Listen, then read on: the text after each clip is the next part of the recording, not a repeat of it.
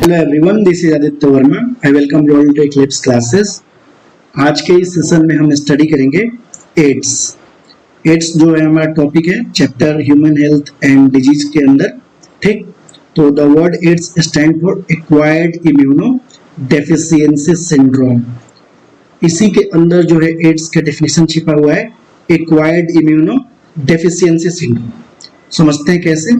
तो हमने जब इम्यूनिटी टॉपिक पढ़ा था, देखा था इम्यूनिटी जो होता है हमारा दो तरह का होता है। एक होता है इनेंट इम्यूनिटी और दूसरा होता है एक्वायर्ड इम्यूनिटी।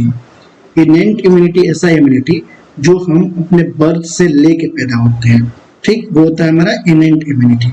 और एक्वायर्ड इम्यूनिटी ऐसा इम्यूनिटी होता है जिसको हम अपने बर्थ के बाद एक्वायर करते हैं। ठीक, तो यहाँ पे क्या हो रहा है, एक्वायर्ड इम्यूनो डेफिशिएंसी हो रहा है। ठीक, जो एक्वायर्ड इम्यूनिटी है हमारा, उसका डेफिशिएंसी हो रहा है, कमी हो रहा है उसका। ठीक है, और ये सिंड्रोम, सिंड्रोम मतलब होता है ग्रुप ऑफ सिम्टम्स। ठीक, जब एक साथ बहुत सारे सिम्टम्स आते हैं उसको बोलते हैं हम ग्रुप ऑफ सिम्टम्स। सिम्टम्स जैसे कि हेडेक, नोजिया और स्टमक पेन, डायरिया, ये सब सिम्टम्स हैं। अगर ये सब सिम्टम्स एक साथ आ रहे हैं, ग्रुप ऑफ सिम्टम्स, उसको हम बोलते हैं सिंड्रोम। ठीक बात। It is not a congenital disease, ये कॉन्जेनाइटल डिजीज नहीं है। एनसीईआरटी का लाइन है हमारा। तो कैसा है, कॉन्जेनाइटल नहीं है तो कैसा है। तो हमने फर्स्ट लेक्चर में ही पढ़ा था, जो हमारा डिजीज होता है वो दो तरह का होता है। पहला कॉन्जेनाइटल और दूसरा एक्वायर्ड। कॉन्जेनाइटल डिजीज ऐसा जो कि जेनेटिक होता है, जो हम पेरेंट्स से हम में आता है या फिर म्यूटेशन से होता है, जैसे कि डायबिटीज। और हमारा एक्वायर्ड डिजीज ऐसा होता है जो कि हम खुद एक्वायर किए होते हैं उसको, वो होता है हमारा एक्वायर्ड डिजीज। तो ये हमारा कॉन्जेनाइटल डिजीज नहीं है। तो कैसा है, एक्वायर्ड डिजीज है। ठीक, फिर हमारा next line, world AIDS day designated on 1 December every year since 1988। 1988 से हम 1 दिसंबर को डेजिग्नेट करते हैं वर्ल्ड एड्स डे। ठीक, और ये जो हमारा ये साइन है एड्स का। ओके, अब हम देखेंगे डिस्कवरी ऑफ एड्स। एड्स का कैसे डिस्कवरी हुआ था। हमारे एक साइंटिस्ट थे गोटलीस, इन्होंने 1981 में यूएसए के अंदर एक होमोसेक्सुअल कपल में इन्होंने एड्स को नोटिस किया था। ठीक है, एक गे कपल था, उन्हीं के अंदर इन्होंने एड्स को फर्स्ट टाइम नोटिस किया था 1981 में। हम बात करें इंडिया में, इंडिया में कब केस आया था पहला एड्स का, तो आया था हमारा 1986 में। 1986 में चेन्नई के अंदर प्रोस्टिट्यूट्स में पाया गया था एड्स। ठीक, फर्स्ट टाइम। फिर हमारे इंडिया में 4 एड्स रिफरेंस सेंटर खोले गए, जो कि है AIIMS new Delhi, national institute of communicable disease new Delhi, फिर है हमारा national institute of virology Pune, फिर फोर्थ है हमारा centre of advance research on virology CMC Vellore. ठीक, अब हम देखेंगे काउजेटिव एजेंट के बारे में कि जो हमारा एड्स है वो किससे होता है। AIDS is caused by the human immunodeficiency virus. HIV virus से हमको एड्स होता है।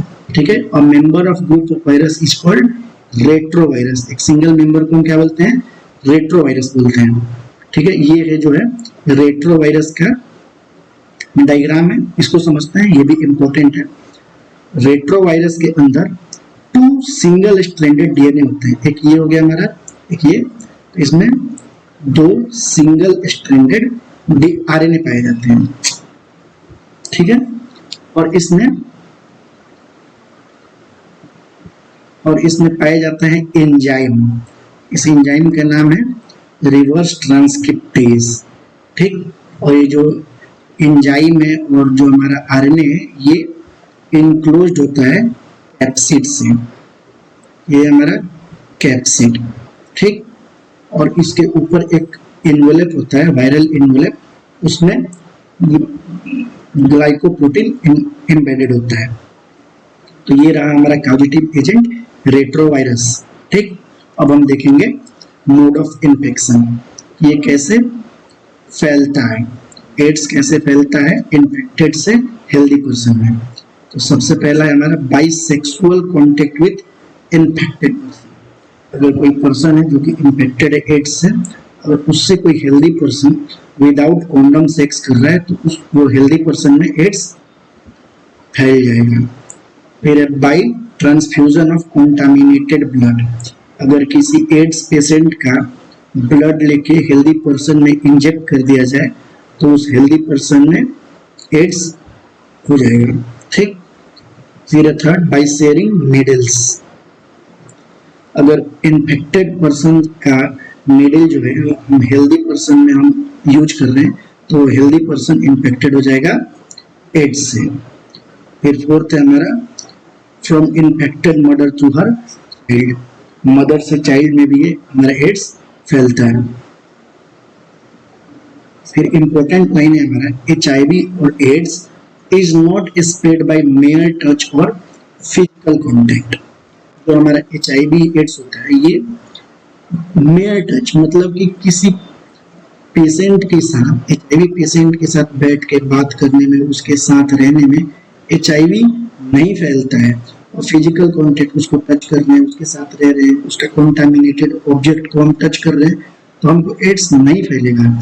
Ads only spread through the body fluid. ठीक है, जब तक उस पेशेंट का बॉडी फ्लूइड को हम हेल्दी पर्सन के अंदर नहीं इंजेक्ट कर रहे हैं तो ये एड्स नहीं फैलेगा। बॉडी फ्लूइड में सब कुछ, जैसे कि उसका यूरिन हो गया या फिर उसका ब्लड, सीमेन, सर्वाइकल फ्लूइड, ठीक है, कुछ भी सेरिब्रोस्पाइनल फ्लूइड, कुछ भी ले लें, कुछ भी उसका कोई भी फ्लूइड लेके अगर हम इंजेक्ट कर दे रहे हैं हेल्दी पर्सन में तो वो हेल्दी पर्सन जो है इन्फेक्ट हो जाएगा HIV से। ठीक। और अगर हम इंक्यूबेशन पीरियड की बात करें तो इसका इंक्यूबेशन पीरियड होता है 5 to 10। ठीक बात। इंक्यूबेशन पीरियड तो पता ही होगा क्या होता है, अगर आप हमारे वीडियो सीरीज देख रहे होंगे तो बता देता हूँ। इंक्यूबेशन पीरियड वो टाइम पीरियड होता है जब हम किसी वायरस या किसी भी चीज से हम इन्फेक्ट होते हैं और जितना दिन बाद हमको उसका सिम्टम्स आता है तो ये जो टाइम पीरियड होता है बीच का इसको हम बोलते हैं इंक्यूबेशन पीरियड। अगर एड्स के एग्जांपल से हम समझे तो अगर आज 2021 में हम इन्फेक्टेड हो जा रहे हैं एड्स से, ठीक, HIV से हम इन्फेक्टेड हो जा रहे हैं 2021 में, और 2027 में हमको अगर सिम्टम्स आ रहा है एड्स का तो इसका इंक्यूबेशन पीरियड हो गया 6 ईयर। ठीक बात, 6 ईयर्स। ओके। अब हम देखेंगे रेप्लिकेशन ऑफ रेट्रोवायरस। कैसे रेट्रोवायरस जो है हमारे बॉडी में आने के बाद रेप्लिकेट करता है खुद को। पहले तो इस थ्योरी को हम समझते हैं, एनसीईआरटी का थ्योरी है, फिर इसको हम डायग्राम से भी समझेंगे। ठीक। तो सबसे पहला पॉइंट है हमारा after getting into the body of the person, ठीक है, the virus enters into microphages. जब हम किसी पर्सन के अंदर रेट्रोवायरस आ जाता है तो सबसे पहले ये रेट्रोवायरस बना देते हैं इसको सिंगल स्ट्रैंडेड आरएनए वाला। ये सबसे पहले इंटर होता है माइक्रोफेजेस में।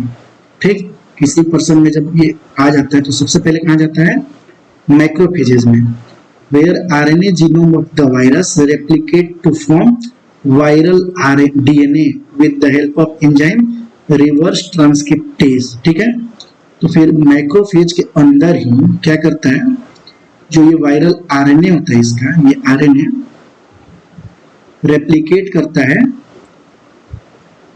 वायरल DNA में with the help of enzyme reverse transcriptase। ठीक।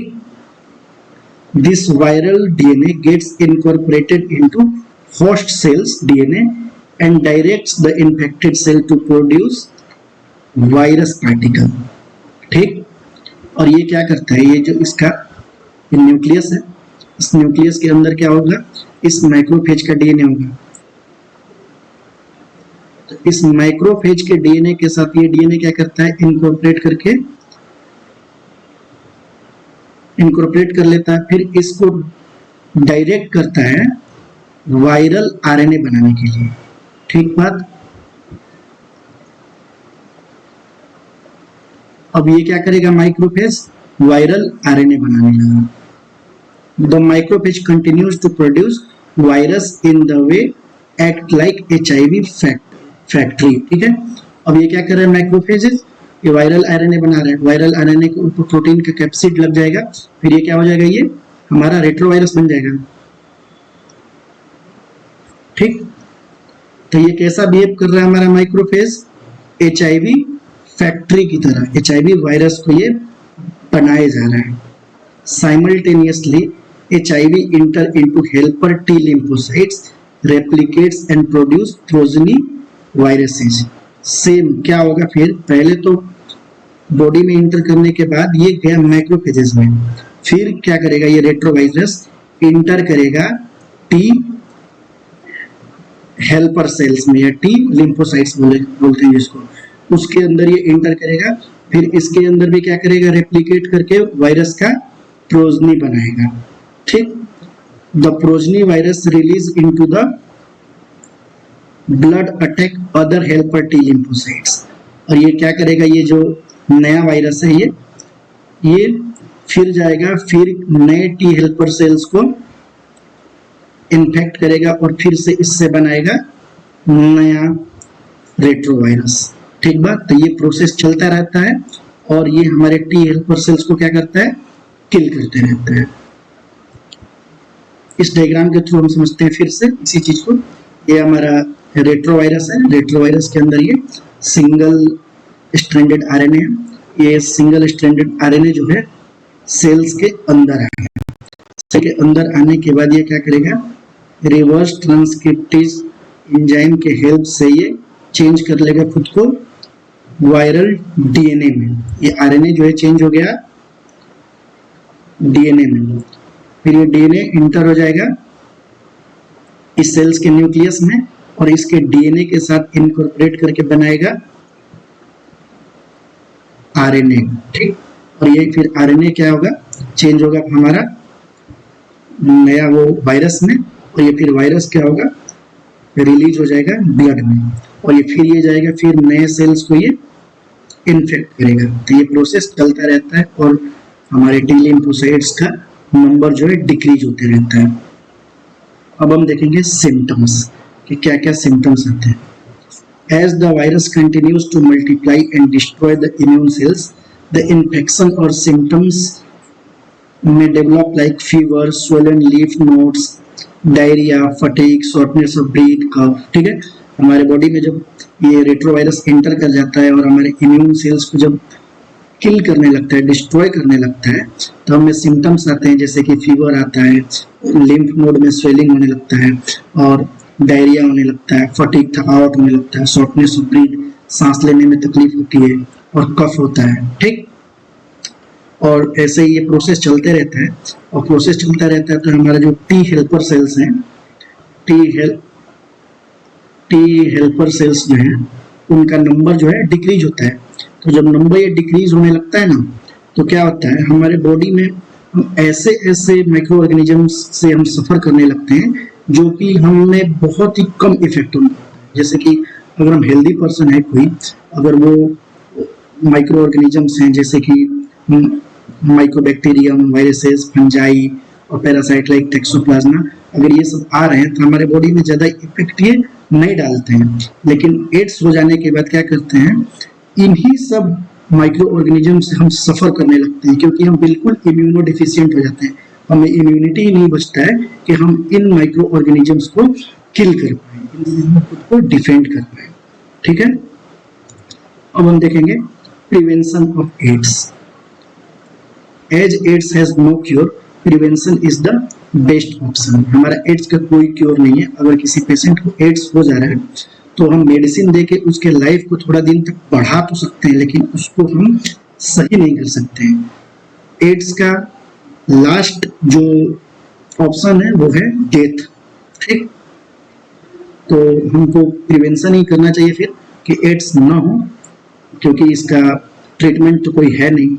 तो it can be prevented by taking following measures. तो सबसे पहला है हमारा यूज ऑफ डिस्पोजल नीडल्स। हम डिस्पोजल नीडल्स यूज कर सकते हैं and syringe in the public and private hospitals and clinics. ठीक है, फिर सेकंड है हमारा free distribution of condoms and advocating safe sex. ठीक है, हम कॉन्डम्स का फ्री डिस्ट्रीब्यूशन करा सकते हैं एनजीओज के थ्रू, गवर्नमेंट तो करता ही है, जिससे कि एड्स से भी प्रिवेंट हो जाता है, और जो हमारा चाइल्ड बर्थ कंट्रोल है उससे भी, उसमें भी बेनिफिट करता है ये। फिर थर्ड है हमारा controlling drug abuse spreading awareness. ठीक है, जो लोग ड्रग्स लेते हैं, तो ड्रग्स लेने वाले लोगों में क्या होता है कि जो उनका ग्रुप होता है वो ग्रुप में ऐसे बैठ जाते हैं, और उनका वायल होता है ड्रग्स का, उसी से क्या करते हैं, एक ही सिरिंज लिए रहते हैं, उसी से निकालते हैं और इंजेक्ट करते रहते हैं सबको। ठीक है, एक ही सिरिंज सब यूज करते हैं। बाई चांस अगर किसी में कोई इन्फेक्टेड पर्सन आ जा रहा है तो वो क्या करेगा, सबको एड्स से फिर वो इन्फेक्ट कर देगा। तो इससे भी हमको बचना चाहिए, सबसे पहले तो ड्रग से बचना चाहिए, और फिर ये ग्रुप वाला जो ये सिस्टम है उससे बचना चाहिए। फिर फोर्थ है हमारा promoting regular checkups for HIV susceptible people. अगर ऐसे लोग हैं जिनको ससेप्टेबल है, उनको लग रहा है कि उनको एड्स हो सकता है, उनको रेगुलर चेकअप कराना चाहिए कि कहीं वो उनको एड्स है या नहीं है। ठीक, अब हम देखेंगे डायग्नोसिस, कैसे डायग्नोस किया जाता है कि किसी पर्सन को एड्स है कि नहीं है। तो इसके लिए हमको एक टेस्ट होता है ELISA test, enzyme linked immunosorbent assay. ठीक है, कैन डिटेक्ट HIV एंटीबॉडी। ठीक है, अगर किसी पर्सन के अंदर HIV एंटीबॉडीज है, अगर किसी पर्सन जो है एड्स है, उसको एलाइजा टेस्ट किया जाता है। अगर एलाइजा टेस्ट में अगर वो पर्सन पॉजिटिव आ जा रहा है तो उसको एड्स है, तो उसको एक और टेस्ट किया जाता है western blood test. Western blood test एक कंफर्मेटरी टेस्ट होता है, ये कंफर्म करता है कि उस पर्सन को एड्स है या नहीं है। ठीक, अब हम देखेंगे ट्रीटमेंट कि क्या है ट्रीटमेंट एड्स का। तो एड्स का तो कोई ट्रीटमेंट नहीं है, इसको हम एंटी रेट्रोवायरल ड्रग्स देके उस पेशेंट का लाइफ को थोड़ा प्रोलॉन्ग कर सकते हैं, थोड़ा दिन तक बढ़ा सकते हैं, लेकिन इसका क्योर नहीं है, अल्टीमेट डेथ है। ठीक है, तो हमको बच के रहना चाहिए, प्रिकॉशंस ही सबसे बढ़िया है एड्स के लिए। तो भाई यहाँ पे हमारा टॉपिक फिनिश होता है, हम मिलते हैं नेक्स्ट लेक्चर में नए टॉपिक के साथ। चलिए बाय बाय।